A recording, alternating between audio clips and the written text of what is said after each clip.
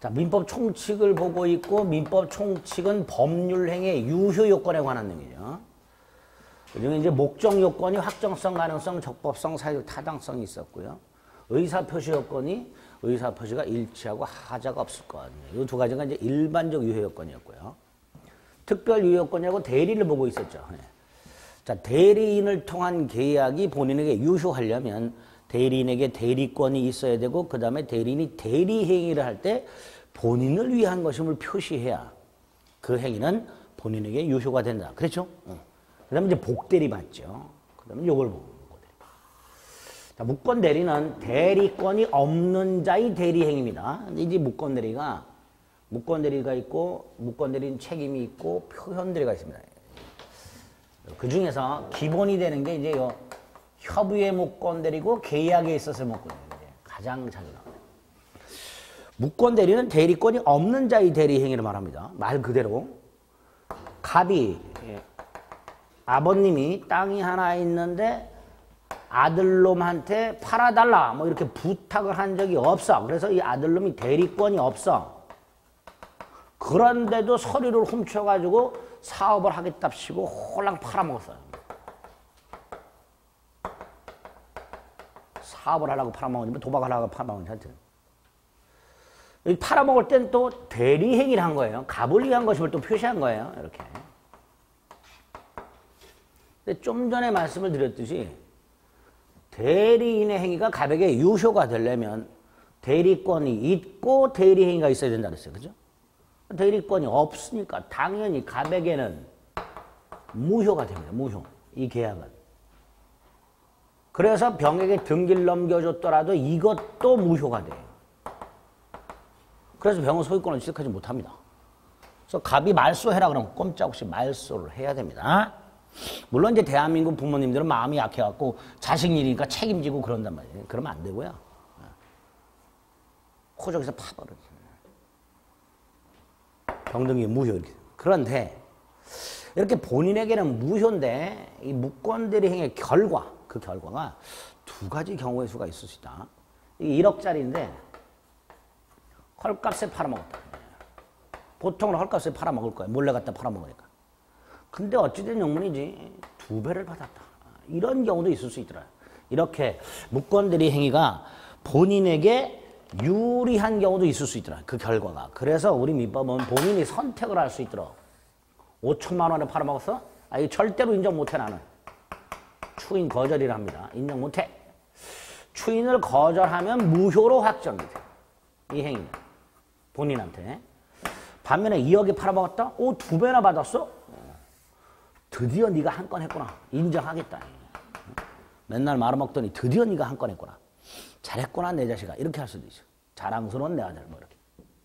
유효로 확정이 되는데 처음부터 소급해서 계약 시에 소급해서 유효로 확정해요. 그래서 이 협의의 무권대리는 본인이 추인이나 추인을 거절해야 유효든 무효든 확정이 돼요. 그러니까 추인이나 추인 거절을 하기 전에는 무효는 무효인데 아직 확정이 되지 않은 무효. 불확정적 무효 이렇게 돼요. 불확정적 무효. 이 불확정적 무효를 유동적 무효 이렇게 봅니다. 무효. 두 번째로 상대방. 이 상대방은 본인한테 물어볼 수 있도록 해놨어요. 추인할 건지 말 건지. 본인이 추인도 추인 거절도 하지 않고 있다면 병은 답답하니까 추인할 거냐 말 거냐 물어볼 수 있도록 돼 있고요. 요 경우는 병의 입장에서는 1억짜리를 2억 주고 샀죠. 차라리 계약을 철회하는 게 낫다. 병의 입장에서. 철회권이라는 걸 주고 있습니다. 이런 식으로 무권대리 행위는 본인에게 유동적 무효고 다만 본인에게 추인권과 추인거절권, 상대방에게 최고권과 철회권 이런 걸 주고 있습니다. 하나하나 보면 돼요. 추인은 추후 인정 사후 동의 무권대리 행위를 나중에 본인이 인정을 하는 거예요. 그런데 단독의 의사표시입니다. 단독행위라는 건 병의 동의가 필요 있다 없다? 없어요. 일방적인 거예요. 그런데 이런 경우를 한번 생각해 볼게요. 이 땅 위에 건물이 있었고 그 땅하고 건물을 같이 팔았어요. 근데 갑이 건물만 추인해. 병은 땅하고 건물을 같이 샀는데 갑이 건물만 추인해. 병은 좀 황당하겠죠? 그래서 일단 추인하려면 전부를 추인해요. 전부 추인. 병이 예상 가능한. 이렇게 전부를 추인한다는 것을 전제로 병의 동의가 필요 없어요. 근데 좀 전에 갑이 땅은 추인 안 하고 토지 매매는 추인을 안 하고 거절하고 건물 매매만 추인했어. 그럼 병은 좀 황당하죠? 이렇게 본인이 일부만 추인하거나 또는 5천, 7천 그럼 내가 추인해 줄게. 이게 변경을 해서 추인. 이때는 상대방이 예상 못한 거죠. 그래서 이 경우에는 상대방의 동의가 있어야 추인 효력이 생기게 됩니다. 이거 첫째로 기억하세요. 두 번째로 누구에게 추인을 하는가 상대방. 본인 갑은 추인의 상대방. 무권 대리인에게 추인할 수 있어요. 무권 대리인에게 추인할 수 있어요. 그 상대방에게 추인할 수도 있고요. 당연하고요. 그 다음에 상대방이 본인이 추인도 추인 거절도 하기 전에 정한테 팔았네 또 병이. 이때 정을 상대방의 승계인이라고 합니다. 승계인에게도 추인할 수 있답니다. 우리 민법은. 그래서 추인은 꼭 상대방에게만 해야 되는 것은 아니다. 무상승에게 할 수 있다. 일단 이 머릿속에 딱 있어요. 그런데 여기서 조금 까다로운 게 하나 나와요. 갑이 무권 대리행위가 1월 10일 날 있었는데 1월 15일 날 을 무권 대리인에게 추인을 했어요. 1월 15일 날. 그런데 상대방 병이 이 갑이 추인을 했다는 사실을 1월 20일 날 알게 되었다. 그럴 수 있죠. 갑이 병한테 직접 다이렉트로 추인을 한 게 아니라 을한테 추인했을 때는 병은 그 추인했다는 것을 즉시 알 수는 없을 것이고요. 그렇죠? 시간이 어느 정도 흘러야 추인했구나 이거 알게 될 거예요. 그럼 이런 경우에 1월 15일부터 1월 20일 요 사이 갑은 이미 추인했죠. 하지만 상대방은 모르죠. 모르고 있어요. 병은 모르고 있어요. 병은 추인을 모르고 있다. 이 경우에 갑은 요 추인 사실을 모르고 있는 병에게는 추인의 효력을 주장할 수 없도록 해놨습니다. 자, 이게 어떤 의미인지를 이따가 확인을 할 거예요. 꼭 기억해서 있다가 조금 있다가 다시 한번 확인할 겁니다. 정확하게 갑이 무권 대리인에게 추인을 했으나 상대방이 추인 사실을 모르고 있다면 상대방에게만은 추인의 효력을 주장할 수 없다. 꼭 기억을 해두세요. 조금 이따 써먹을 거예요. 세 번째로 추인은 의사표시로서 명시적으로 할 수도 있고 묵시적으로도 할 수 있습니다. 여기서 이제 묵시적으로 하는 건 이제 판례가 있는데 그 판례는 이제 다음번에 할 겁니다. 그냥 명시적으로 할 수도 있고 묵시적으로 할 수도 있다. 명시로 추인하겠다 뭐 할 수도 있고요. 병이 돈을 주니까 받아.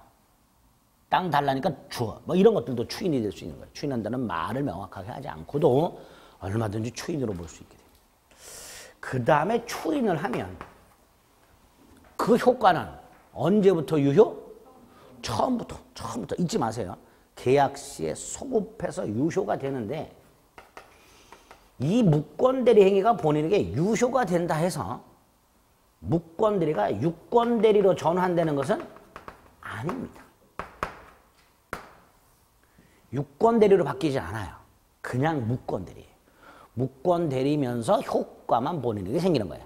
간혹 가다가 본인이 추인을 하게 되면 무권 대리는 유권 대리로 전환된다. 이렇게 출제가 되는 경우가 있습니다. 틀린 겁니다. 유권 대리입니다. 아닙니다. 일단 오늘 추인은 이 정도를 기억하시면 돼요. 그 다음에 추인 거절은 두 가지. 추인 거절하면 뭘로 확정이 돼요? 뭘로 확정이 돼요? 또 하나가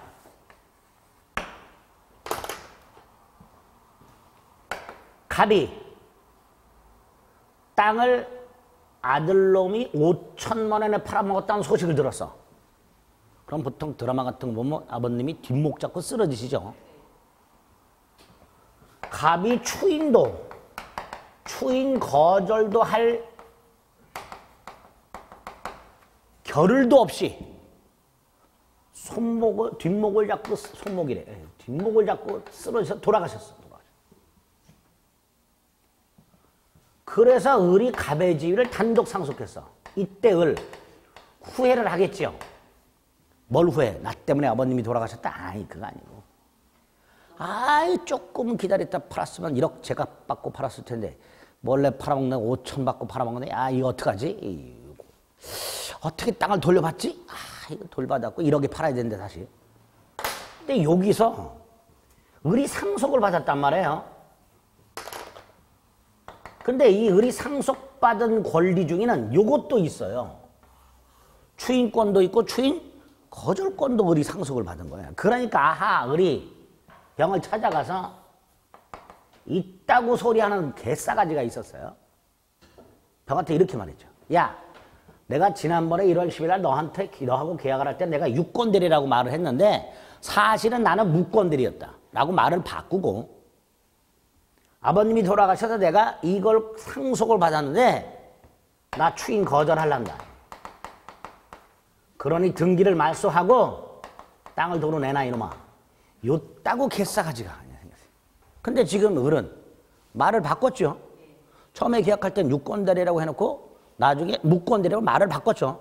말을 바꾸는 걸 반언이라 한다 그랬고요. 이걸 금지하는 원칙이 있다 그래서 금, 반, 언의 원칙. 거기에 딱 걸렸죠. 말을 바꿨으니까.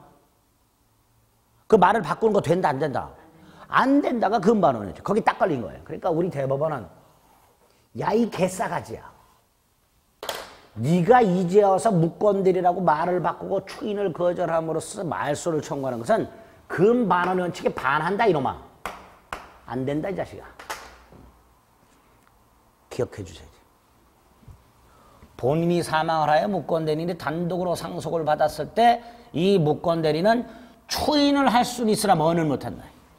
추인 거절은 못한다. 그래서 병이 확정적으로 소유권을 취득하게 됩니다. 근데 요 법률 관계만 가지고서 한 문제를 몇 년 전에 3년 전에 출제한 적이 있는데 이게 굉장히 어려워요. 판례가.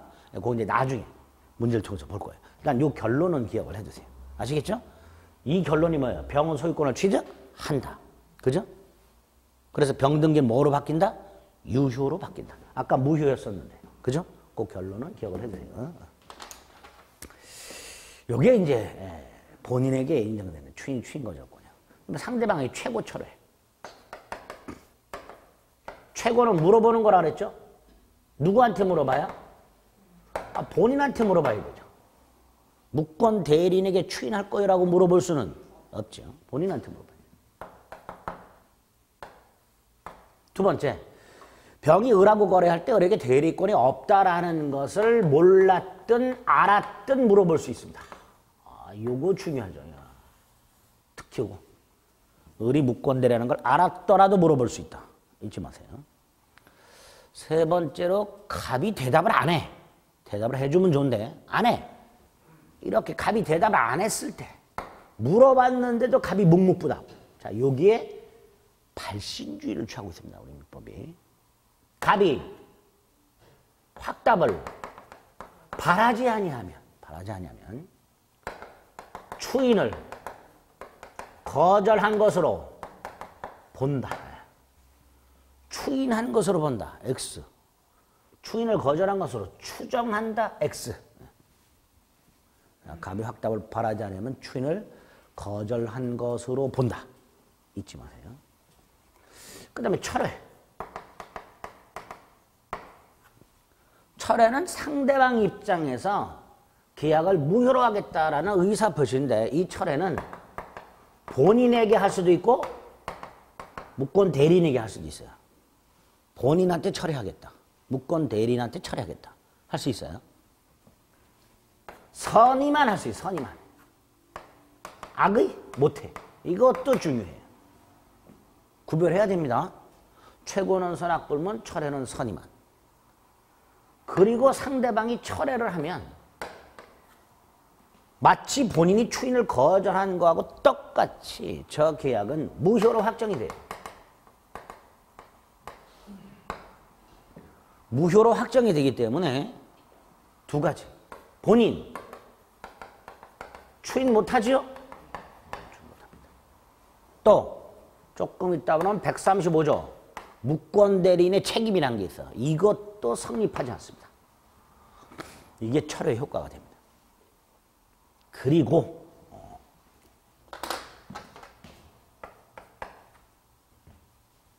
왜 저거는 노란 걸로 했고 이거는 허연 걸로 했지? 이것만 중요하다고 생각하실 수 있네. 아니, 이것도 중요해요. 본인의 추인권과 상대방의 철회권을 비교해 볼게요. 이 경우에 본인은 이렇게 말합니다. 추인했으니 2억 내놔. 근데 상대방은 뭔 개소리야. 철회했어. 못 줘. 충돌해요. 본인의 추인권하고 철회권이. 이 충돌하는 추인과 철회를 우리 대법원은 이렇게 말을 합니다. 본인이 먼저 추인하면 상대방은 철회할 수 없고 상대방은 철회할 수 없고 반대로 상대방이 먼저 철회하면 본인은 추인할 수 없고 이렇게. 즉 먼저 한 게 우선한데 먼저 한 게. 먼저 한 게. 근데 이게 원칙인데 여기 예외가 있거든요. 예외가 있더래요. 아까 뭐라 했어요? 갑이 15일 날 추인을 했어 먼저. 근데 을한테 했어. 근데 병이 아직 몰라. 그럼 병에게는 추인의 효력을 주장할 수 없다 했으니 병은 철회할 수 있다가 됩니다. 한 1월 18일쯤. 1월 18일은 병은 20일 날 알게 됐으니까 18일. 병은 모르고 있죠. 그러니까 철회할 수 있다. 갑이 이미 며칠 날 추인했는데 15일. 그죠? 분명히 원칙적으로 갑이 먼저 추인하면 병은 철회를 못한다 했는데 예외가 있더란 말이죠. 네? 그런 거 신경 쓰지 마세요. 신경 쓰지. 그것까지 생각하면 머리 터져요. 절대로 그런 거 안 나와요. 여기서는. 갑이 무권 대리인에게 궁금하시면 이따 오세요. 도달주일, 발신주일까지 정해서 설명 드릴 테니까 날짜까지 박아서. 갑이 을에게 추인을 했으나 무권 대리인이 추인했으나 병이 모르고 있다면 병은 뭐 할 수 있다? 요 예외를 꼭 기억해 주셔야 됩니다. 네? 제일 어렵고 제일 중요해요. 요게 계약에 있어서 협의의 무권 대리입니다. 두 번째가 이제 135조. 무권 대리인의 상대방에 대한 책임. 본인이 추인을 거절함으로써 병이 갑에게는 더 이상 책임을 물을 수 없을 때 무권 대리인에게 책임을 물을 수 있도록 이렇게 135조를 규정해 놨는데 그 요건이 좀 까다로워요. 요건 암기하셔야 돼요. 첫째가 당연히 을은 무권 대리여야 되죠. 이거를 조문에서는 을이 대리권을 증명하지 못하고 라고 해놨어요. 당연히 본인의 추인을 얻지 못해야 되죠. 이건 당연한 거예요. 그 다음에 표현 대리라는 게 성립하면 안 됩니다. 이것도 조금 이따 볼 건데 표현 대리가 성립하면요. 본인이 책임을 져요. 그러니까 표현 대리가 성립하면 안 돼요. 세 번째, 상대방은요.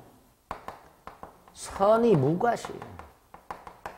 즉 즉 을에게 대리권이 없다는 걸 전혀 모르고 있어야 돼요. 선이 무과실. 거기에다가 상대방은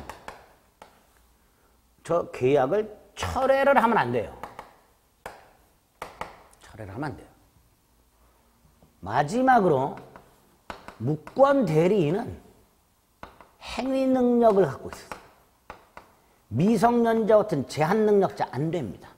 미성년자 같은 제한 능력자는 책임질 능력이 없죠. 그러니까 미성년자가 저지른 것에 대해서 보통 사람들은 부모한테 책임을 묻잖아요. 무능력자, 무권 대리는 행위 능력을 갖고 있어요. 일단 이런 요건을 갖춰야 돼요. 자, 이런 요건을 갖추면 무권 대리인은 상대방에게 계약을 이행하거나 땅을 넘겨주거나 어떻게든 토지를 소유권을 넘겨주거나 또는 손해를 배상해야 되는데 계약을 이행할 것인가 손해를 배상하실까 선택을 상대방이 선택한다는 거 있죠. 상대방이 선택을 합니다. 그러면 예를 들어 상대방이 계약을 이행하라 이걸 선택했어. 그러려면 계약을 철회하면 돼야 안 돼요? 안 되죠. 그래서 철회하지 않았을 거예요. 이 요건이 들어가는 거예요. 병이 계약을 철회해놓고 을에게 계약을 이행하라고 할 수는 없단 말이에요. 이 요건. 이 효과고요. 상대방이 선택한다는 거예요. 이 절대로죠. 무권 대리인 자신의 선택에 따라 이렇게 나와요. 아닙니다. 그 다음에 이 책임의 성질이 문제가 되는데요. 이런 경우가 있었어요. 아버지 갑수의 땅을 아들놈이 몰래 팔아먹고 싶은데 지가 팔아먹었다는 건 이런 책임을 진다는 걸 알고 있어, 이 아들놈이. 민법을 조금 공부한 놈이라고 그랬죠. 그러니까 서류를 훔쳐가지고 위조해서 아버지 친구한테 갖다 주면서 아저씨, 아버지가 땅 좀 팔아달라 그러던데요. 이렇게. 그래서 을이 서류를 봤더니 매각 관련 서류가 다 들어있어. 그럼 당연히 여러분이 을이라면 아, 친구 갑이 나한테 부탁했구나. 뭐 이렇게 생각하겠죠. 그래서 팔았어. 근데 나중에 봤더니 이게 무권들이었어요. 그래서 갑이 추인을 거절했고 병이 을에게 책임을 물었어요. 이때 을 억울하죠. 을은 법원에 와서 눈물을 흘리면서 이렇게 말을 합니다. 판사님, 저도 갑의 아들놈한테 속았습니다. 그러겠죠. 갑의 아들놈에서 서류를 보여주면서 갑이 부탁했다고 해서 저는 깜빡 속았습니다. 저도 속았습니다. 사기당했습니다. 억울합니다. 그런데 우리 대법원 으라으라 미안하구나. 135조 책임은 법에서 정한 무과실 책임이다. 따라서 너는 일단 아무런 잘못이 없어도 병한테 책임을 져야 한다. 근데 이런 경우에 이제 이 을이 인터뷰 같은 거 해가지고 국가가 나를 버렸다는 둥, 거지 같은 법 체결해놓은 둥, 나는 잘못도 없는데 책임을 지라 한다는 둥, 뭐 헬조선이야. 이제 그런 얘기가 나오는 거예요. 법이 이렇게 돼 있으니까. 그쵸? 억울하잖아요. 근데 우리 대법원 무권대리 행위가 제3자의 문서 위조나 제3자의 기망 등 그 제3자의 위법 행위로 야기가 되었고 무권대리는 아무런 잘못이 없다 하더라도 그 무권대리는 135조 책임을 져야 한다. 어쩔 수 없다. 법에서 정한 무슨 책임이다. 무과실 책임이다. 이렇게. 네? 여기 135조 책임에서 기억하실 거예요. 간단하죠? 마지막으로 표현대리. 이 표현대리까지를 합쳐서 광의의 무권대리라고 부르는 거예요. 근데 이 표현대리는 무권대리인데 본인에게 책임이 생겨. 무권대리인데 본인에게 유효해. 왜 그런지 보겠습니다. 갑이 을에게 A 토지에 관련된 서류를 주면서 이 서류에는 이제 위임장도 들어있고 뭐 인감 증명서도 들어있고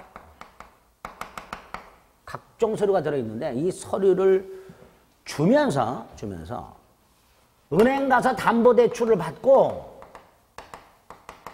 이 땅에 대해서 은행 이름으로 저당권을 네가 좀 설정해 주라 이런 식으로 담보대출 권한을 위임을 했어요. 그런데 이 을이란 놈이 서류를 가지고 팔았네?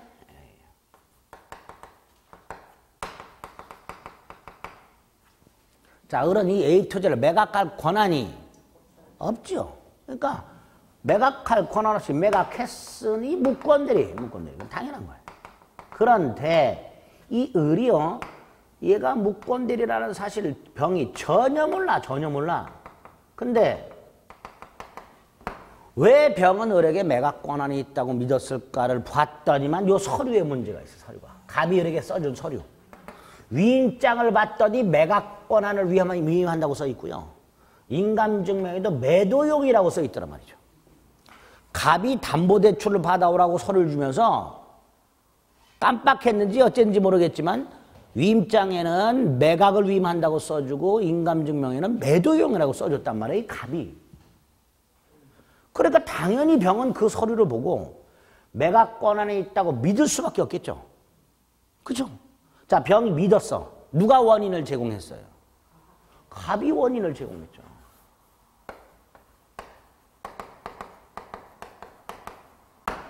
그러니까 책임지란 말이죠. 넌 왜 서류를 그따구로 써줬냐 말이야. 그 병이 왜 믿게 만들었냐 말이야. 이렇게 무권대리 행위가 있고 상대방은 선임을 가시는데 본인이 원인을 제공했을 때 본인이 책임을 지도록 하는 무권대리를 뭐라 한다? 표현대리. 아까 후레자식 놈이 서류 훔쳐갖고 팔아먹은 건 다르죠? 다르단 말이에요. 그러니까 무권대리지만 본인이 책임을 져라 이렇게 되는 거죠. 이때 본인이 어떤 원인을 제공하느냐에 따라서 유형이 세 가지가 있습니다. 본인이 대리권 수여의 표시를 한 경우가 있고요. 본인이 대리권을 줬는데 을이 그걸 넘은 경우가 있고요. 대리권이 소멸했는데도 대리 행위를 해. 근데 본인이 그걸 제지를 안 해. 129조 권한 소멸 후에 표현대리래. 세 가지 표현대리가 있는데 이 구체적인 건 이제 나중에 볼 겁니다. 복잡하고요. 자, 오늘은 이 세 가지 표현들이 공통의 효과를 봅니다. 공통의 효과. 5개는 꼭 기억해야 돼요. 표현대리가 성립했을 때 공통의 효과 5개 꼭 기억해요. 지난 순환에는 3개만 봤어요. 2개 추가. 첫째, 자, 표현대리가 성립을 합니다.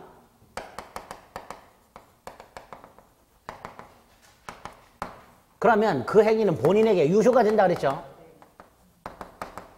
따라서 본인이 책임을 져야 된다 그랬죠. 그런데 막바로 본인에게 유효가 되고 책임을 지는 건 아니에요. 예를 들어서 이게 1억짜리인데 아까 저기 협의 무권대리하고 똑같이 5천에 팔아먹거나 2억에 팔아먹거나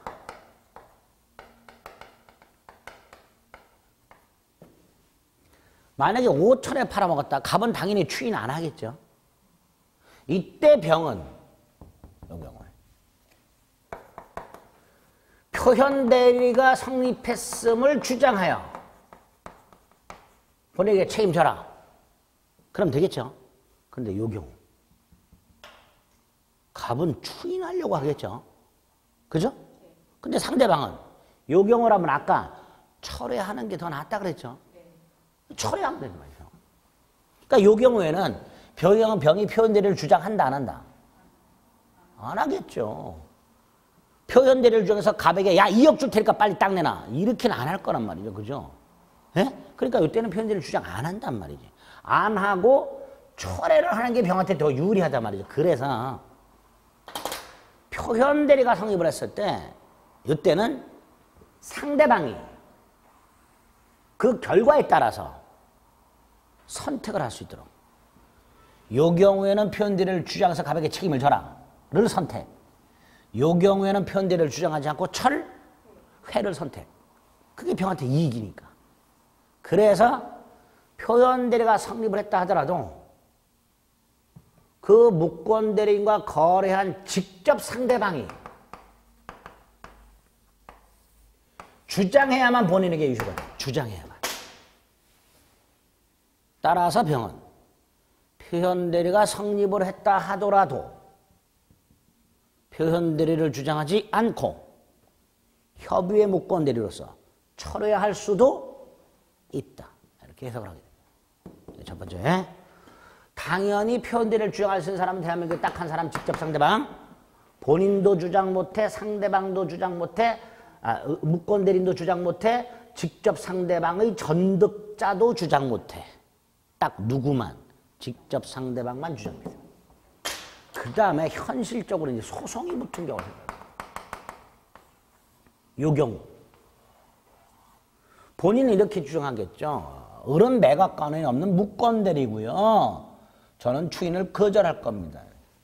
이때 병은요, 법원에서 죽어라 유권대리만 주장해요. 이유는 첫째, 표현대리라는 제도가 있다는 걸 일반 국민들은 모르고요. 몰라요, 표현대리라는 제도를. 또 하나는 아까 서류에 매각 권한을 위임합니다. 매도용이다. 이렇게 써 있다 그랬죠. 그러니까 당연히 병은 법원에서 판사님 저 갑이 거짓말하는 겁니다. 아이 매각 권한을 위임한다고 썼고 매도용으로 반응해 줬으니 당연히 어른 매각 권한이 있지요. 유권 대리만을 주장하고 있어요. 상대방은. 그런데 법원이 봤을 때 갑의 주장이 맞아. 무권이야. 근데 법원은 표현대리라는 걸 알고 있으니까 법원이 봤더니 표현대리는 성립을 해. 이때 법원이 상대방이 주장하지도 않은 표현대리가 성립한다라고 판단을 해줄 수 있는가? 못 해준대. 민사소송은 대원칙이 당사자가 주장한 것만 판단한다 그랬어요. 네? 그걸 변론주의라고 해요. 주장한 것만 판단합니다. 반대로 당사자가 주장하지 않아도 판단하고 조사하는 걸 직권주의라고 그래요. 그래서 민사소송은 원칙이 변론주의예요. 주장한 것만 판단해요. 그런데 상대방의 유권대리에 관한 주장에는 표현대리는 무권대리라고 했어요. 무권대리 중인 표현대리 주장은 포함되어 있지 않아요. 주장 안 한 거예요. 표현대리는. 주장 안 했으니 법원은 뭐다? 판단하지 않는다. 이런 판결이 나오게 됩니다. 그래서 병은 패소하는 경우가 왕왕 있어요. 패소한 병이 이제 뭐 변호사를 찾아가서 상담을 해보겠죠. 그럼 이제 그제서야 변호사는 표현대리라는 사실을 이런 걸 이제 설명을 해주겠죠. 그래서 표현대리를 주장했어, 이제 병이. 그래서 법원이 판단해봤더니 표현대리가 성립을 해. 그러면 갑에게 책임져라. 이렇게 말을 하죠. 그런데 이때 갑이 판사님 문제가 하나 있습니다. 뭐? 병은요 을하고 계약할 때요 저한테 확인을 안 했습니다. 만약에 저에게 확인을 했더라면 을에게 매각 권한이 없다는 걸 알 수 있었습니다. 근데 확인 안 했습니다. 그러니까 병에게 뭐가 있다고 주장하는 거예요? 과실. 그 과실만큼을 까고 이걸 과실상계라고 해요. 책임을 좀 감경시켜 주세요. 이렇게 주장을 하더라고요. 갑이. 이때 우리 법원의 태도. 병은 너한테 확인할 필요가 없다. 서류가 완벽하니까. 따라서 병이 설령 너한테 확인을 하지 않은 잘못이 있다 하더라도 이건 고려할 필요가 없다. 그래서 너는 책임을 지는데 전적인 책임을 져라. 네 책임을 감경해 줄 수는 없다. 이 판에. 이 두 가지는 무조건 기억하셔야 돼요. 표현대리권은. 네 번째. 표현대리도 무권대리죠. 무권대리도 대리행위는 있어야 되죠. 대리니까. 대리권이 없을 뿐 대리행위는 있어야 돼요. 자, 대리행위가 있다는 건 무권대리인이 병하고 계약을 할 때 본인을 위한 것임을 표시해야 된다는 거예요. 이 현명이 있어야 된다. 현명. 그죠? 대리권이 없을 뿐 대리행위는 해야 된단 말이죠. 근데 을이 현명을 안 했어, 만약에. 그럼 이건 대리행위다, 아니다? 아니죠. 대리권도 없는데 대리행위도 아니니 무권대리는 성립하지 않겠지.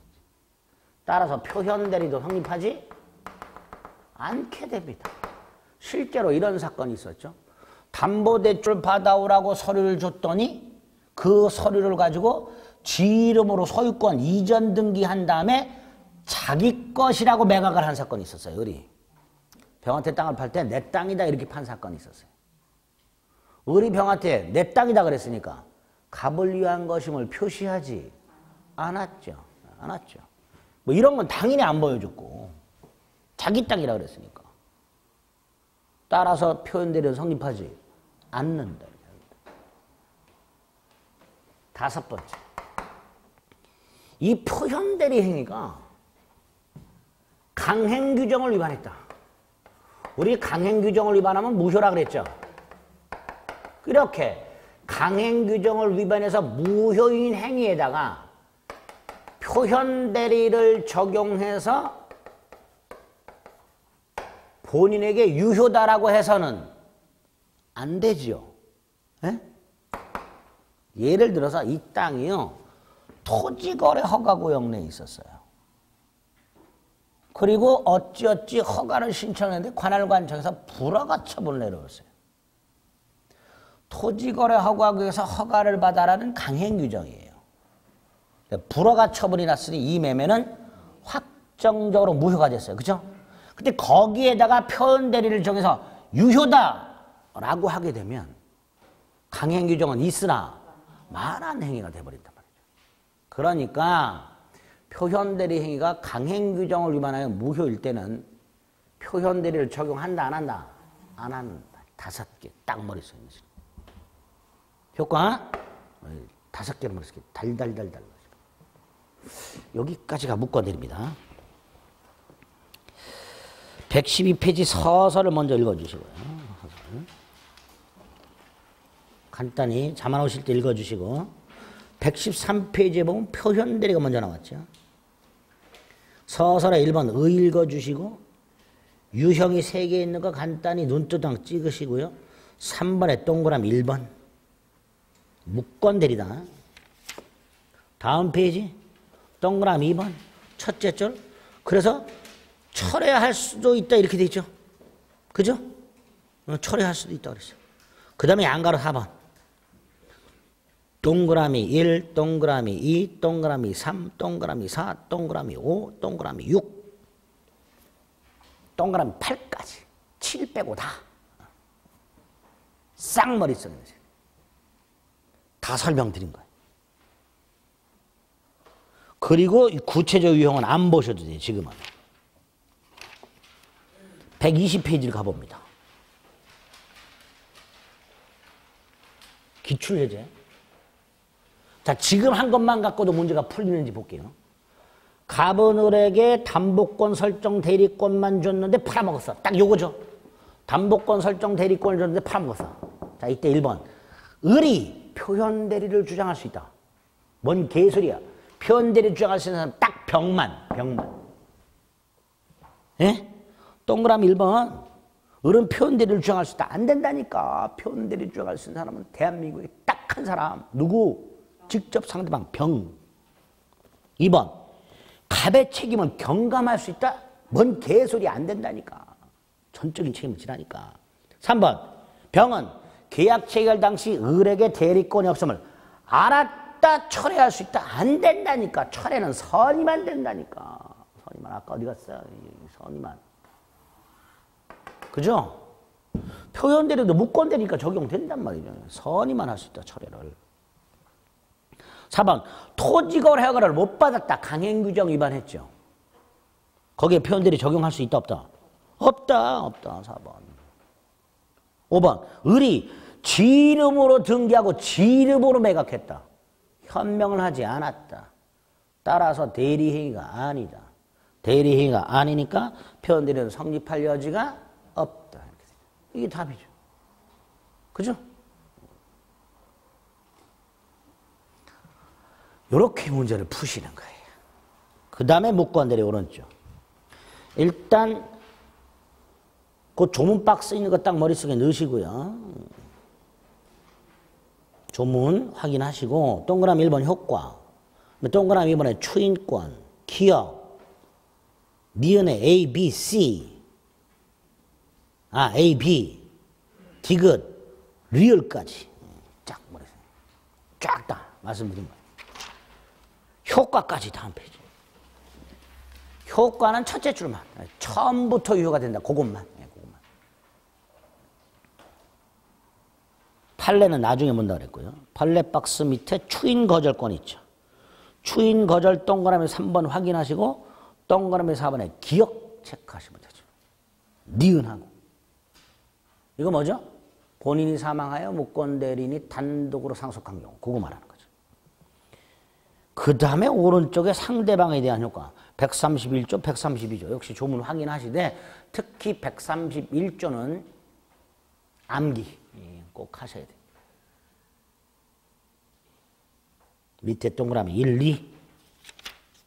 다음 페이지 기억. 기억.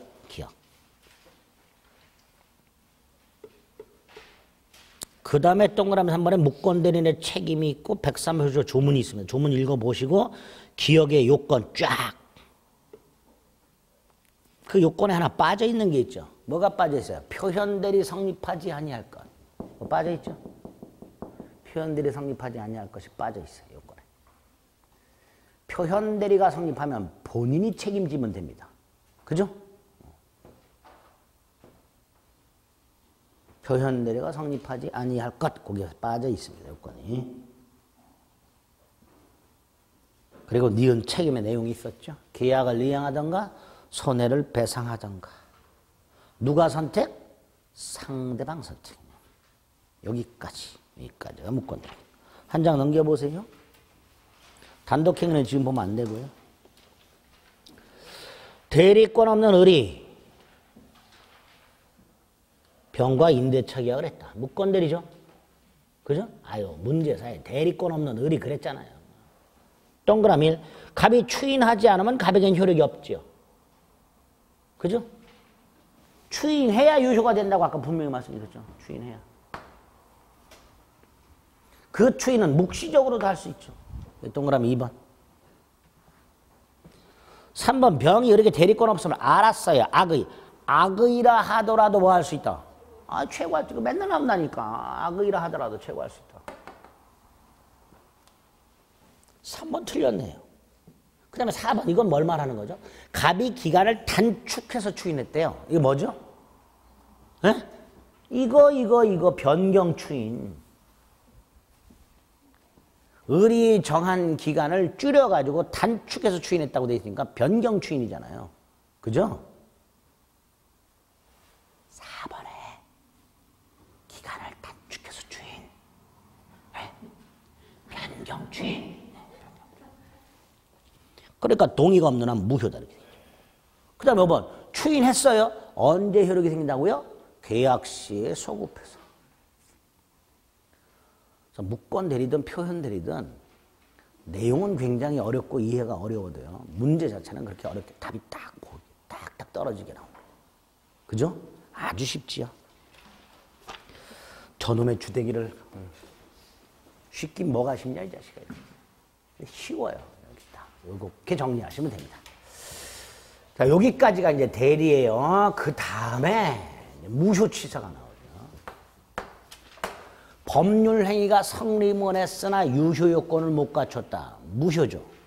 다만 우리 민법은 착오나 사기 강박 같은 경우는 뭐 할 수 있도록? 취소할 수 있도록 했습니다. 이렇게 무효인 행위하고 취소할 수 있는 행위, 그걸 이제 모아가지고 한꺼번에 이제 어떻게 마무리할 것인가, 이제 그걸 정리해 보는 거예요. 먼저 무효인 행위. 무효라는 것은 법률 행위는 성립을 했죠. 하지만 유효 요건을 못 갖췄죠. 따라서 그 법률 행위, 계약이 처음부터 효력이 있다 없다? 없다가 무효죠.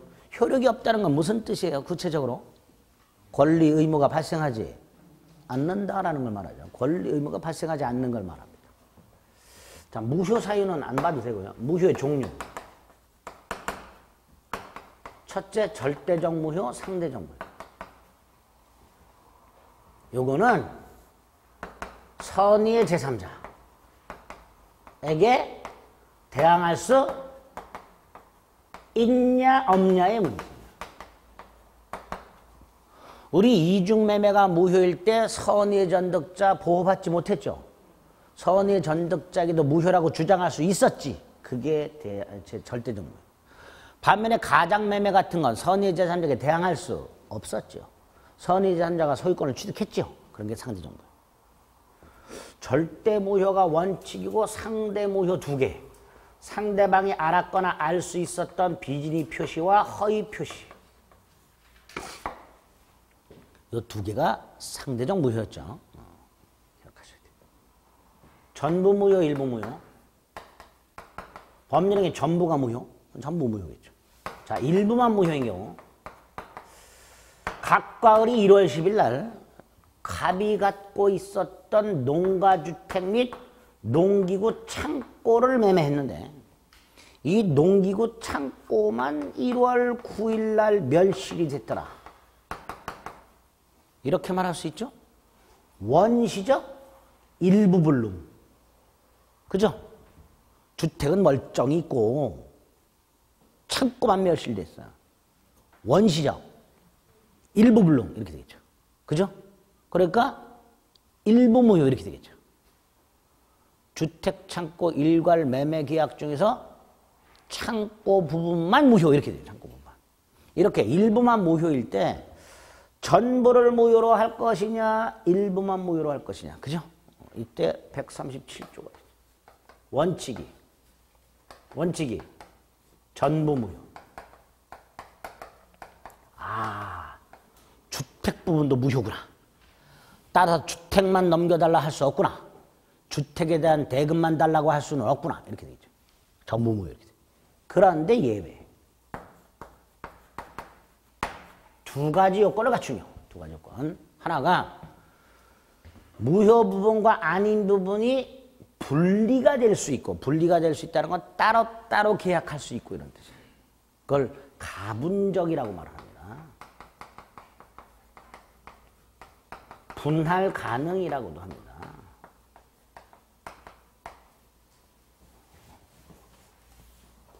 그리고 추측을 해봅니다. 당사자가 갑과 을이 창고가 없어도 주택만이라도 매매했었을 것. 추측을 추측. 이걸 가정적 의사라고 해요. 이거 갑과 을이 실제로 생각하고 있던 실제 의사예요? 갑이 실제로, 갑과 을이 실제로 창고가 없었더라도 주택이라도 매매했, 이렇게 생각했어요? 아니잖아. 실제 의사가 아니고 추정을 하는 의사, 추정. 이거 가상적 의사, 가정적 의사라고. 이 두 가지가 인정이 되면 그 일부만 무효로 하고 나머지는 무효가 아니다. 이렇게 처리합니다. 원칙과 예외 이렇게. 이렇게 법률행위 일부가 무효일 때 원칙 전부 무효, 예외 일부 무효로 처리하는 137조를 일부 무효의 법리라고 불러요.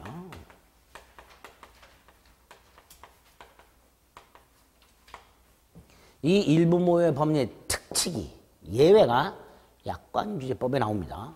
반대로 되어 있는 게 나와요. 이름을 기억해 두세요. 일부 무효의 법리라고 부른다. 세 번째가 확정적 무효하고 불확정적 무효. 불확정적 무효는 아까 뭐라고 불렀죠? 유동적 무효.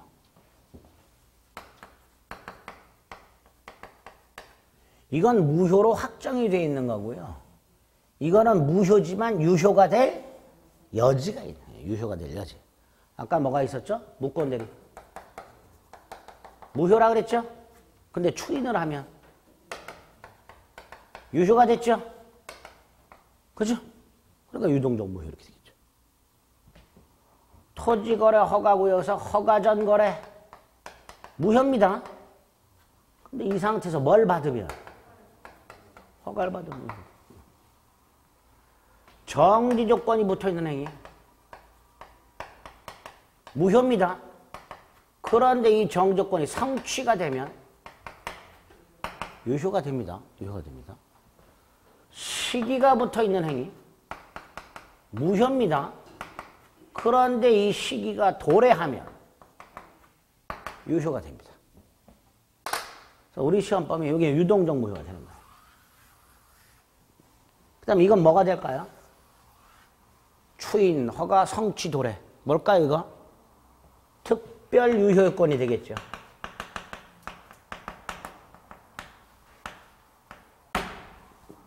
그죠? 특별 유효 요건이 될 거예요. 이런 식으로 현재는 무효지만 유효가 될 여지가 있을 때 이런 걸 유동적 무효를 한다. 그리고 이 유동적 무효 중에서 요놈 판례가 많고 문제가 잘 나오죠. 허가구역 내에서 허가전 거래. 요거를 따로 봐야 됩니다. 아주 중요하죠. 이거는 잠시 쉬었다가 보겠습니다. 다 보고